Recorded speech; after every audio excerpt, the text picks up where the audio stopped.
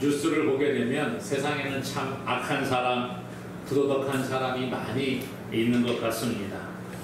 또한 어떤 사람들은 부도덕한 일, 악한 일을 해놓고도 아주 뻔뻔하게 반성도 하지 아니하고 도리어 큰 소리 치는 그런 사람들도 볼 수가 있습니다. 이런 뉴스를 접하다가 보면 그래도 교회 다니는 사람들은 그 상대적으로 세상 사람들보다는 조금 선한 사람들인 것 같아, 이런 생각을 하게 됩니다. 예수 그리스도를 나의 구주로 영접하고 하나님의 자녀가 된 사람들, 그 사람들은 하나님의 자녀로서 하나님께서 기뻐하시는 삶을 살아가야 함을 성경은 가르쳐 주고 있습니다. 따라서 교회 다니는 사람들은 내가 하나님의 자녀가 되었으니까 성경대로 하나님의 자녀로서 좀 잘 살아봐야지, 이렇게 노력을 한다는 거예요. 그러다 보니까 세상 사람들보다는 상대적으로 조금 더 선한 삶을 살아가려고 노력하는 것을 보게 됩니다. 오늘 본문은 교회가 왜 순전하고 진실해야 하는가에 관해서 말씀을 해주는데요.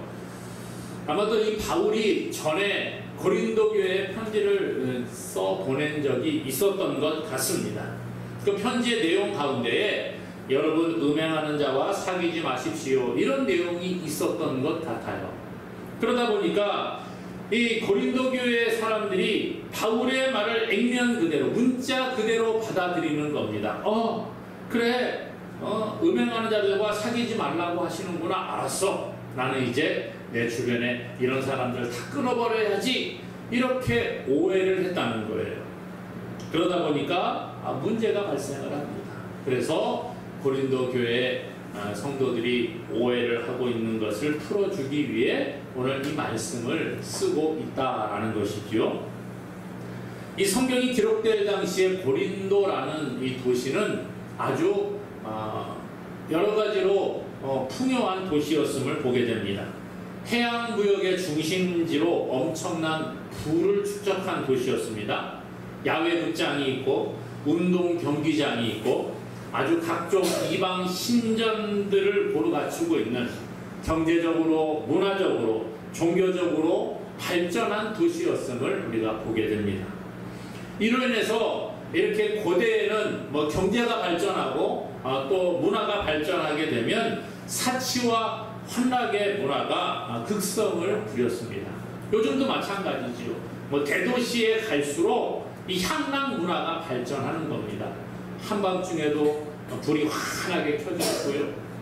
저는 밤에는 부평역 앞을 많이 안 나가는 편입니다만은 요즘은 좀 걸어 다닌다고 그렇게 왔다 갔다 합니다. 그러면 밤에 얼마나 많은 젊은 사람들이 그렇게 돌아다니고 술집이 바글바글합니다. 사람들이 바글바글해요.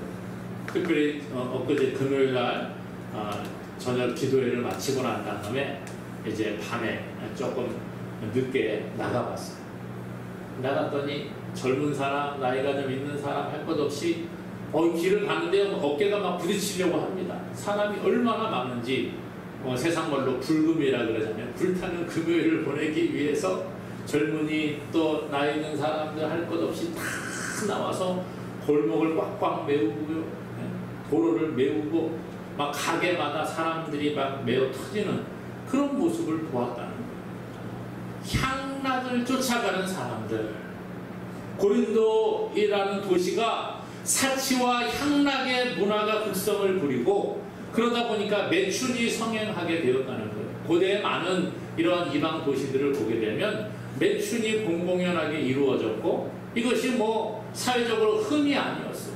옛날에는 남자들이 여자들을 재산 취급하는 그런 경우들도 많았기 때문에 자기 마음대로 하는 겁니다. 가장 마음대로, 남자 마음대로. 이렇듯 고린도라는 도시는 성적으로도 아주 많은 타락을 한 도시였어요.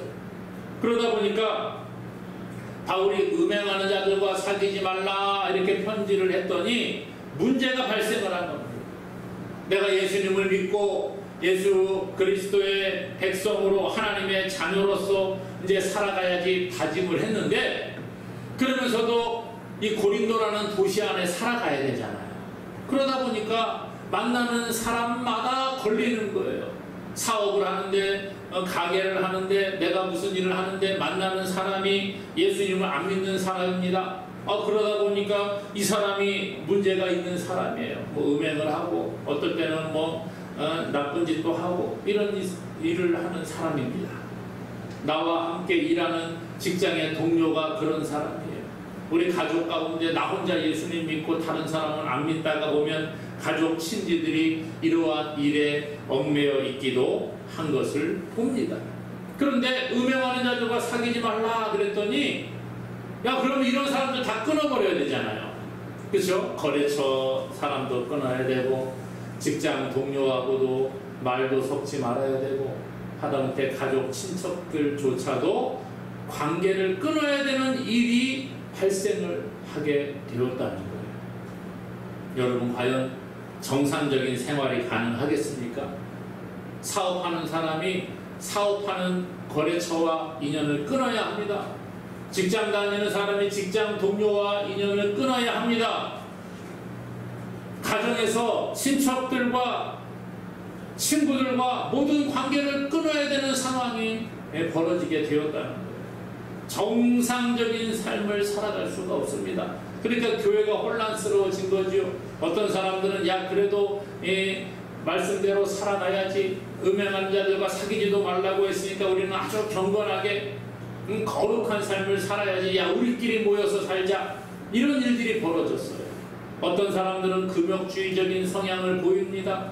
또 어떤 사람들은 야 이건 말도 안 되는 거야, 어떻게 저 사람들과 다 끊고 살아갈 수 있어, 안 돼, 나는 그러면 예수 안 믿어. 그리고 교회를 떠나는 사람들도 생겨나게 되었다는 거죠. 또 교회 안에서 세상과 교회의 양다리를 걸치고 왔다 갔다 하면서 마음에 부담을 느끼는 사람들이 생기는 거예요. 나도 예수님을 믿고 천국에도 가고 싶고 하나님 백성으로 살고 싶은데 이 세상에서 내가 돈벌이도 해야 되고 먹고 살아야 되는데 힘들다는 거죠. 어떻게 해야 될까? 갈팡질팡하는 사람들이 있었다는 거예요. 이런 상황 가운데 바울이 오해를 풀어줘야 되겠다라는 마음이 들었어요. 그래서 오늘 이 말씀을 기록을 합니다. 오늘 말씀 읽은 고린도전서 5장 9절 10절에 보니까요, 내가 너희에게 쓴 편지에 음행하는 자들을 사귀지 말라 하였거니와, 이 말은 이 세상에 음행하는 자들이나 탐하는 자들이나 속여 빼앗는 자들이나 우상 숭배하는 자들을 도무지 사귀지 말라 하는 것이 아니니, 만일 그리하려면 너희가 세상 밖으로 나가야 할 것이라 그랬어요. 너희들에게 음행하는 자 사귀지 말라고 했더니 세상의 사람들과 다 끊어버린다는 거예요. 그러면 안 된다. 그러려고 하면 너희가 세상 밖으로 나가야 할 것이다. 성경은 결코 그리스도인들이 세상과 등지고 살라고 말하지 않습니다. 세상과 멀리 떨어져서 세상과 격리되어서 너희들끼리만 살아라, 그거 아닙니다. 잘못된 성경을 오해하는 사람들 가운데에는 예수님의 재림이 가까웠다고 하고 자기들끼리만 어느 산속에 어느 섬에 모여가지고 예수님 올 때까지 기다리겠다고 그러는 분들이 있어요. 아니요, 성경은 그렇게 말하지 않습니다. 오늘 말씀해 보니까 그러지요. 음행하는 자들, 탐하는 자들, 속여 빼앗는 자들, 우상 숭배하는 자들을 도무지 사귀지 말라는 것이 아니다. 자 보세요. 음행하는 자, 성적으로 타락한 사람들이죠.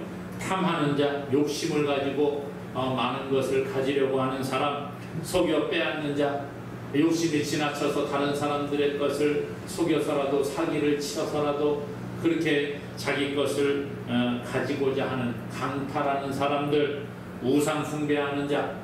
성경은 하나님 외에 모든 것들을 사랑하는 것이 다 우상 숭배라고 말하죠.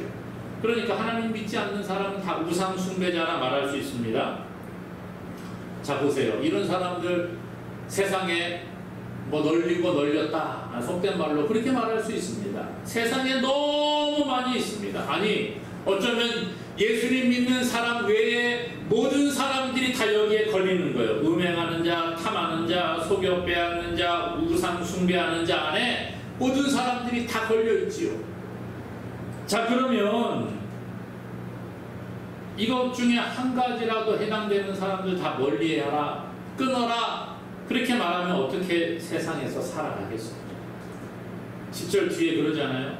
그리하려면 너희가 세상 밖으로 나가야 할 것이라. 세상 밖으로 나가야 한다는 거예요.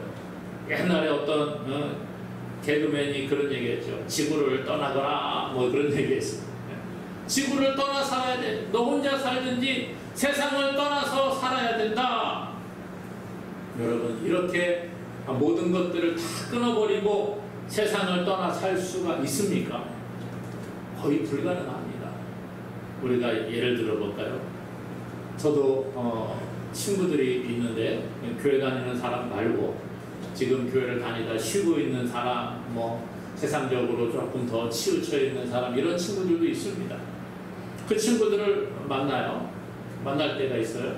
그럼 저녁에 뭐 퇴근하고 뭐 몇 시에 보자. 그래서 어디 식당에서 만납니다. 고깃집에서 고기를 먹으면서 대화를 나누면, 저는 목사인 걸 알고 있는데도 그럼에도 불구하고 친구들 가운데 술을 시키는 사람이 있습니다. 그럼 고깃집에서 이제 같이 저녁을 먹으면서 술 한 병 시키고 사이다 하나 시켜놓고 나는 사이다 먹으라 그러고 자기는 술을 마셔.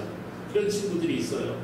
자, 그러면 아유, 이거 술 마시는 사람은 나는 사귀지도 말아야 된다. 성경이 말했으니까 안 된다. 그러고 그 친구하고 인연을 다 끊어버려야 되겠습니까? 자, 이제 얼마 안 있으면 명절이 가까이 오는데, 명절이 되면 친척들과 함께 만나기도 하잖아요. 저도 요즘은 뭐 조금 덜합니다만 과거에 친척들이랑 만나게 되면 항상 빠지지 않는 게 뭐예요? 밥과 술이 빠지지가 않습니다. 술을 같이 놓고 이렇게 뭐 제사 지내고 난 다음에 태주라고 그래서 그걸 같이 나눠서 마셔야 된다고 그래요. 술을 다 마십니다. 그럼 그 사람들 다 끊어야 합니까? 주변에 담배 피는 사람이 있습니다. 뭐 그런 사람 다 끊어야 합니까? 집을 나와서 혼자 살아야 될까요? 불가능하다는 거죠. 오늘 성경은 그걸 이야기합니다. 오늘 우리가 세상의 악을 피하고 세상과 분리된 삶을 살아야 된다. 성경은 그렇게 말하지가 않습니다. 물론 그들의 악을 따라가는 것은 잘못된 것이지요. 일부 신비주의자들 가운데에는 이런 사람들, 세상과 격리되어 살아야 함을 이야기하는 사람들이 있습니다. 그래서 산속에서, 기도원에서, 과거에는 수도원에서 그렇게 자기들끼리만 경건의 삶을 살아가고 기도하고 묵상하고 하나님과 교제해야 된다. 그렇게 말하는 사람들이 있었습니다. 그런데 성경은 어디에도 너희가 세상과 떠나서 따로 살아라 그렇게 말하지 않습니다. 도리어 우리가 세상으로 들어가라 그렇게 말하죠. 비록 세상에 악에 물들어 있고 죄를 지으며 살아가지만 하나님께서는 이 세상을 사랑하시고 죄악 가운데 있는 자들을 구원하시기 위해 독생자 예수님을 이 땅에 보내주셨다는 거예요. 그러므로 오늘 우리가 세상 가운데 살아가는 것이 하나님의 뜻이라는 거예요. 하나님은 우리가 세상을 버리고 따로 사는 것이 아니라 하나님이 세상을 사랑하셔서 독생자 예수님을 보내주셔서 죄인들을 구원하시는 것처럼 우리도 세상 가운데서 하나님의 사랑을 전하기를 원하시는 줄로 믿습니다. 그래서 예수님께서는 마태복음 5장 13절 이하에 말합니다. 너희는 세상의 소금이라, 너희는 세상의 빛이라 그렇게 말하죠. 너희가 세상에서 짠맛을, 소금의 맛을 내어서 세상을 바꾸어 나가라. 너희는 세상의 빛이라. 산 위에 있는 동네가 숨기우지 못할 것이다. 너희 착한 빛을 세상에 비추어서 그것을 통해 하나님 아버지께 영광을 돌리게 하라. 이것이 예수님의 가르침이라는 거예요. 오늘 그러므로 우리가 할 일은 뭡니까? 세상에서 소금의 맛을 내야 하는 것입니다. 세상 가운데에서 빛으로 나타나야 하는 것입니다. 예수님 믿는 것이 부끄러운 것이 아니라 나는 세상에서 나 교회 다닌다는 거 말하고 싶지 않으니까 조용히 그냥 어둠에 묻혀 살래요. 누가 아무도 몰랐으면 좋겠어요. 그게 아니라는 거예요. 세상 가운데 소금이라, 세상의 빛이라, 이것은 숨길 수가 없습니다. 여러분, 빛을 어둠 가운데 두면 어둠이 물러가게 되어 있습니다. 숨길 수가 없어요. 작은 빛이라도 비치기 시작하면 아주 멀리서까지도 다 빛을 볼 수가 있다는 것이죠. 그러므로 성경은 우리가 세상을 떠나 살라 이렇게 말하는 것이 아니라 세상에 들어가기를 원하고 있습니다. 세상에서 우리의 그 짠맛을 내고 세상 가운데에서 우리의 빛을, 신앙의 빛, 하나님의 빛을 비추어서 우리의 착한 행실을 보여주어서 하늘에 계신 아버지께 영광을 돌리게 하라. 세상에 예수 믿는 사람으로 착한 삶을 살아가라는 거예요. 세상 사람들이 보고 야, 저 사람 교회 다니는데 좀 뭔가 나랑 좀 다르네. 아, 저 사람은 교회 다니는데 뭔가 좀 마음이 더 푸근한 것 같아. 아, 저 사람은 교회 다녀서 그런지 몰라도 좀 더 나보다 나은 삶을 살아가는 것 같아. 아, 저 사람은 교회를 다녀서 그런지 예수를 믿는다고 하더니 얼굴에 평안함이 있고 기쁨이 있고 야, 행복한 것 같아. 이런 것을 보여주라는 거예요. 예수님께서는 타락한 세상을 구원하시기 위해 세상에 오셨습니다. 그리고 세상에 오셔서 사역하실 때에 사람들의 눈치를 보지 않았습니다. 진리를 가르치셨습니다. 사람들이 꺼려하는 사마리아로 이방 땅으로 나아가서 복음을 전하는 예수님의 모습을 성경은 보여주고 있다는 거예요. 그리고 예수님이 십자가에서 죽으시고 3일 만에 다시 살아나신 후에 저 하늘로 올라가실 때에 제자들에게 뭐라고 명령하십니까? 마태복음 28장 19절 20절 그러므로 너희는 모든 민족을 제자로 삼아 아버지와 아들과 성령의 이름으로 세례를 베풀고 내가 너희에게 분부한 모든 것을 가르쳐 지키게 하라. 볼지어다 내가 세상 끝날까지 너희와 항상 함께 있으리라. 그랬습니다. 너희는 모든 민족을 제자로 삼으라. 여러분, 모든 민족을 제자로 삼기 위해서는 세상을 떠나서 되어야 한대요? 안 되는 겁니다. 모든 민족은 예수님을 알지 못하는 자들, 하나님을 모르는 사람들입니다. 그들을 가서 그들에게 복음을 전하고 제자로 삼고 세례를 베풀고 성경을 가르치는 일들을 하기 위해서는 그들에게 나아가야 되는 거예요. 그들에게 가지 않고 어떻게 복음을 전하겠습니까? 그러므로 성경은 우리가 세상을 등지고 세상을 떠나 살아라 그렇게 말하지 않습니다. 세상에 들어가서 그들을 변화시키고 그들을 제자로 삼고 나아가기를 원하고 계신다는 거예요. 그러므로 여러분, 세상을 떠나는 자들이 아니라 세상 가운데 들어가서 복음을 전하는 저와 여러분 되기를 주님의 이름으로 간절히 소망합니다. 그래서 오늘 11절은 뭐라고 합니까? 음행하는 자들과 사귀지 말라는 참 뜻에 관해 설명해 주고 있어요. 11절에 보니까 이제 내가 너희에게 쓴 것은 만일 어떤 형제라 일컫는 자가 음행하거나 탐욕을 부리거나 우상 숭배를 하거나 모욕하거나 술 취하거나 속여 빼앗거든 사귀지도 말고 그런 자와는 함께 먹지도 말라 함이라. 자, 음행하는 자를 사귀지 말라 이 말은 세상의 사람들을 향하여 말하는 것이 아니라 교회 안에 있는 악을 행하는 자들과 가까이 하지 말라는 거예요. 그들과 동조하지 말라는 거예요. 교회 안에서 악을 행하고 음행을 하고 탐욕을 부리고 우상을 섬기고 다른 사람을 모욕하고 술 취하고 속여 빼앗고 이런 사람들과 함께 사귀지 말아라. 교회 안에 악을 용납하지 말라는 겁니다. 교회 안에서 이런 일을 행하는 자들을 과감하게 끊어야 한다는 거예요. 쉽지가 않지요. 우리가 신앙생활하면서 참 다들 착하고 거룩하고 아름다운 모습으로 살아가는 것 같습니다. 그러나 사실 그렇지 않을 때가 많아요. 예수 믿는다고 해서 한순간에 선한 사람이 됩니까? 아니라는 거예요. 예수 믿어도 별로 과거와 다르지 않은 삶을 살아가는 사람이 너무나도 많이 있습니다. 예수님 믿어도 탐욕을 부리고 예수님 믿으면서도 또 세상의 우상들도 또 섬기고 예수님 믿으면서도 술에 취하기도 하고 속여 빼앗기도 하고 탐욕을 부리고 음행을 하고 이런 사람들이 있다는 거예요.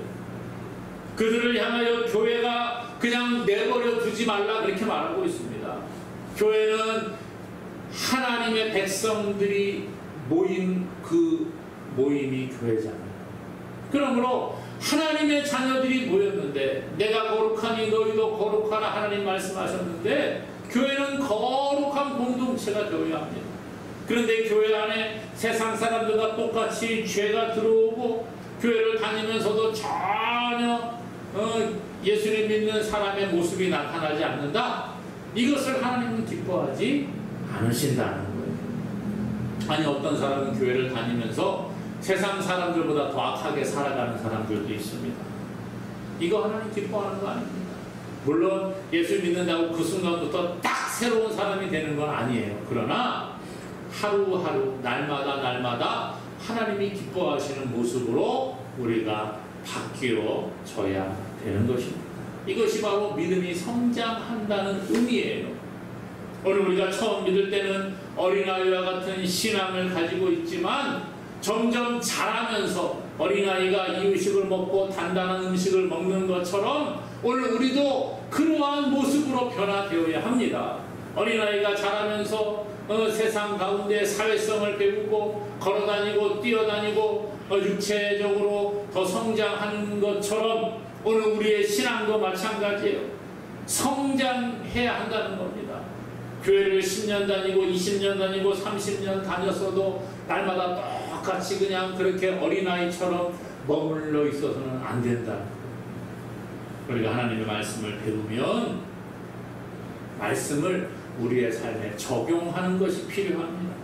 열심히 하나님의 말씀을 읽고 묵상하고 기도하고 찬송하고 예배 자리에 나오고 하나님의 사랑을 세상 가운데 실천해 나가는 것, 이것이 하나님의 사람들의 모습이라는 거예요.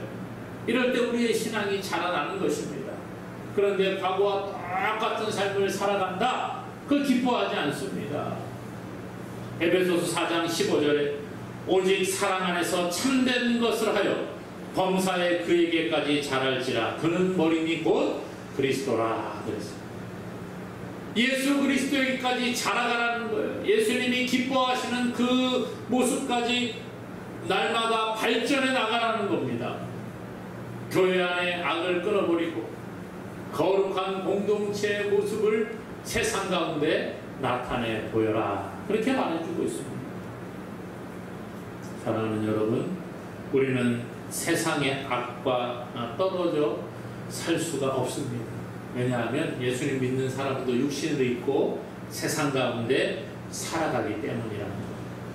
그래서 하나님의 백성으로, 하나님의 자녀로 하나님이 우리를 부르신 후에 뭐합니까? 다시 세상으로 우리를 보내시는 거예요. 이게 하나님 우리에게 주신 사명입니다.